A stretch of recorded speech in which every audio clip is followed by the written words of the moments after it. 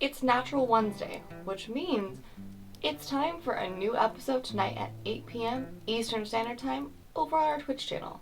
But before we get watching, let's review what happened last week on episode 2 of Book 2, The Tower of Blight. I feel like that was really professional, and I feel like that's a really good step in my direction. I feel like, well, if you didn't know, you think this girl knows how to give a recap.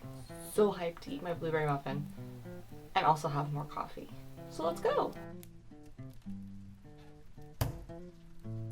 Their preparations complete, the dudes gather at the yew tree in the mansion's courtyard. As an extra precaution, Liam and Nameless weaved some magic to make the party invisible and harder to hear. Then, the druid placed her hand on the tree and found the connection she was looking for, a plant within the Tower of Blight. Before they could blink, the dudes found themselves inside a room filled with strange plants they'd never seen. Curious, Lolly stepped through the bizarre flora to touch a glowing mushroom, which suddenly filled the room with spores. The plants seemed to go limp, and the party decided to run up the stairs before anything else happened. As Philip thrust open the door to the room above, he found a room with several moving platforms hovering above a bottomless pit. Unable to see the previous room below them, Clem confirmed what they were afraid of. The tower didn't obey the laws of reality. With their various abilities, the dudes managed to get across to the other side with only minor hiccups. You see it happening, and you're trying to duck under it, and you just don't get to, like a kid running under a table, but they just grew up. They just sprouted, and so you just smack your head right into the platform and start to fall. Are we holding on to the rope? I'm assuming we heard like a. Okay. Yeah, that Okay. too. The only person who couldn't help is Liam because he's currently on the platforms, riding on them. I feel like a rumble. Wait, what? You hear? Like that's what actually hits her. She doesn't realize that you're on the platform. And this time, Lolly opened the next door. They emerged into a lovely dining room with a table full of food and a pleasant fireplace. After resisting a magical pull begging them to stay, they soon discovered that everything in the room was fake. It was all paint.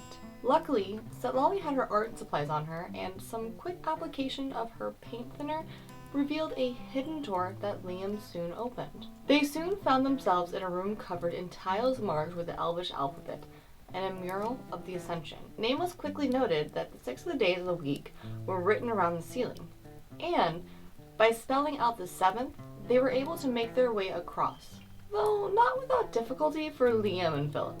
Are you hurt? Yeah. Very. Yeah. How much did you take, Miles? I'm at 27 out of 71. I don't know how much that is. Yeah. All right. As they reached the end, they were pulled into a void where a point of light asked for their purpose, and they all seemed to satisfy the light except Lolly, who was told she would be watched. The room Nameless opened next seemed sinister. In the center of an empty room, there was an empty basin with the symbols of the 3 lords, evil gods who stood in defiance of the 3 sisters. Though fearful of what it could mean, they made an offering of their blood, which then flowed through the floor to reveal a planar map. The next revealed door took them into a bedroom, with an emaciated Clem hooked to a tube sitting inside. He says, I suppose we have a lot to talk about. Will Clint finally receive his treasured box? How will the negotiations pan out? Find out this week on The Natural Ones.